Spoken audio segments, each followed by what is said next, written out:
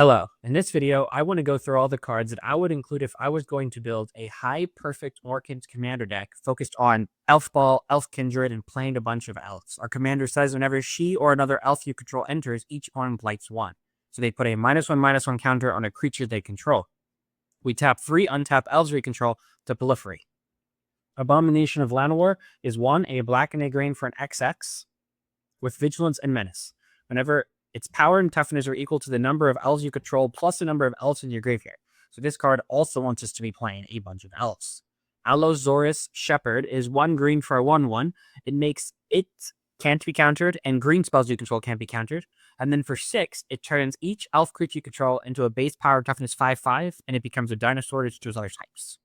We want to be playing these cheap elves, and this gives all of our elves the ability to be bigger. So we can just play a bunch of 1 and 2 mana elves, and then now they get bigger. Arcane Signet, great card to ramp with. Assassin's Trophy destroys a permanent opponent controls, and they switch it out for a basic land. This can hit anything, enchantment, artifact, planeswalker, creature, just destroys it. Automatize, destroy target non-land permanent, proliferate. It's good if we want to proliferate our -1/-1 counters. Beast Whisper, whenever we cast a creature spell, draw a card, and it's an elf itself. Beast Within destroys any permanent and replaces it with a 3/3. Blowfly Infestation is 2 and a black for an enchantment. Whenever a creature dies, if it had a -1/-1 counter on it, put a -1/-1 counter on target creature. So that's any creature, your creatures or your opponent's creatures, and our commander's putting -1/-1 counters on our opponent's creatures, and it can just continue that cycle, which is fantastic. Circle of Dreams Druid adds a green for each creature you control, and it's an elf. We're going to have a lot of elves ramping up into big things. Crumbling Ashes is black 1. At the beginning of your upkeep, destroy target creature with a -1/-1 counter on it. Your opponent chooses where the -1/-1 counter goes, but destroying something is great, especially because I think a lot of the time they're going to put their -1/-1 counter on a 1/1 and just have it die and just not worry about it. But being able for them to, okay, I'll put it on my 4/4, to start destroying them is great. Cultivate ramps us. Deadly Relic exiles a creature if we control our commander. Deathrite Shaman is a black or a green. It's an elf.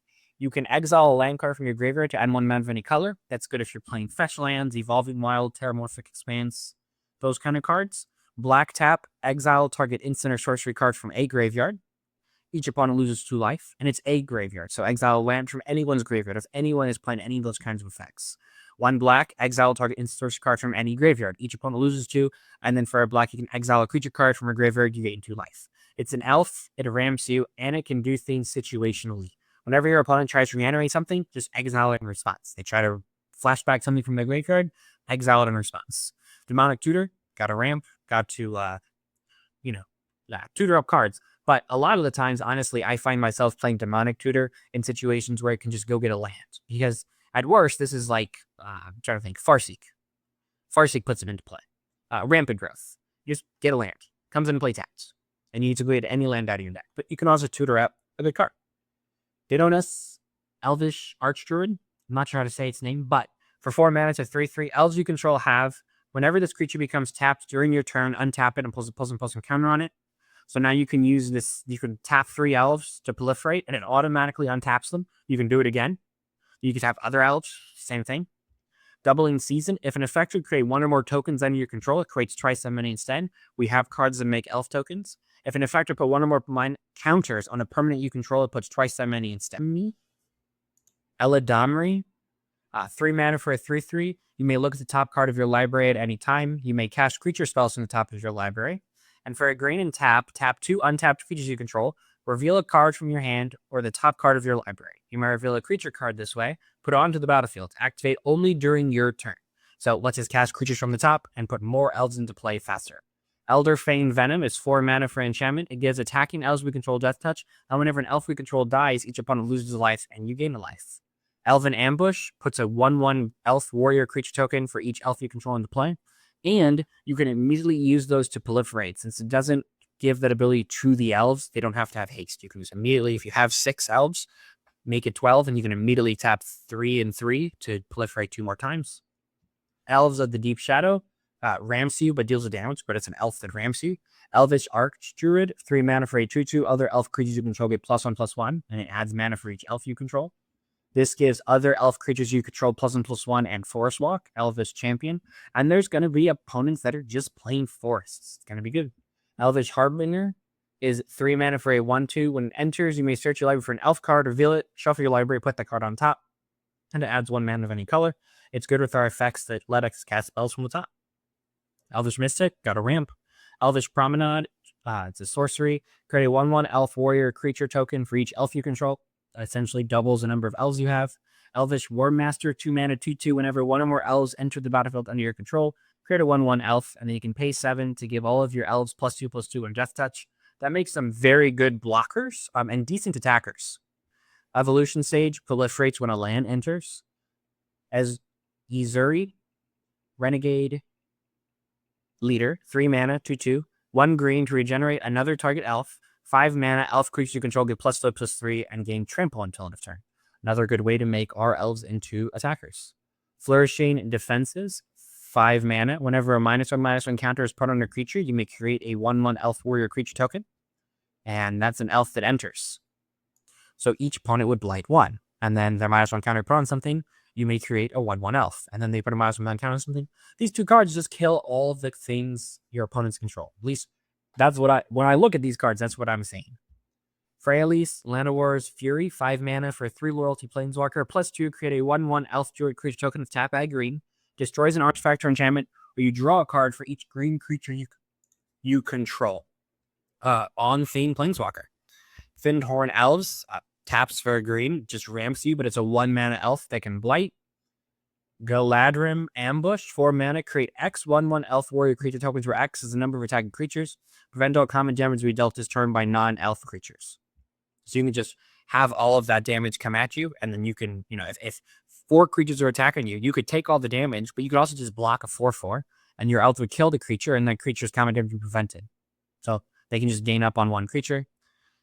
Galadrim Brigade is 3 mana for a 2/2 with squad 2. Other elves you control go +1 and +1/+1, and then you can make a whole squad of them. Generous Patron, whenever you put a counter, 1 or more counters on a creature you don't control, draw a card.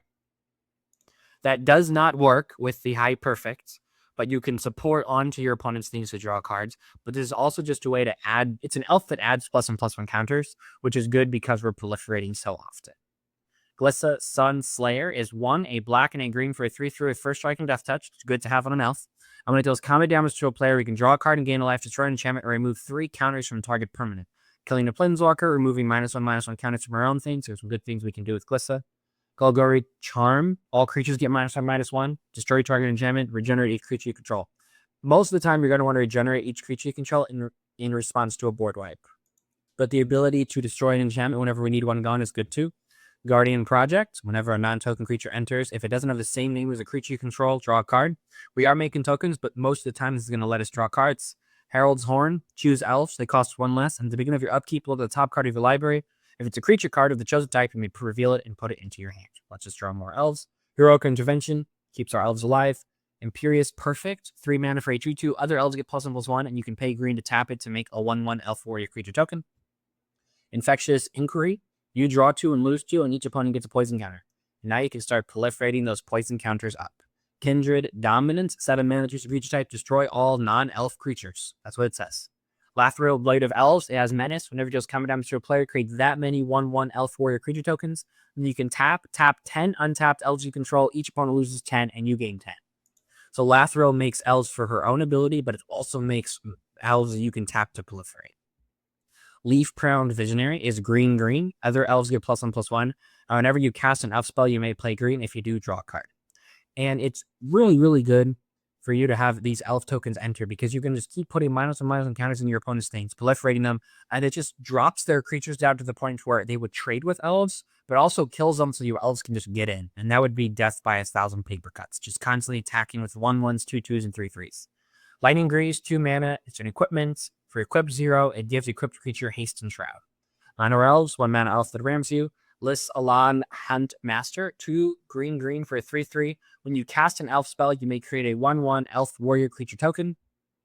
Marwyn the Nurturer, for 3 mana, it's a 1/1. Whenever another elf enters under your control, put a +1/+1 counter on it. Great to proliferate, and then it also taps to add an amount of green equal to its power.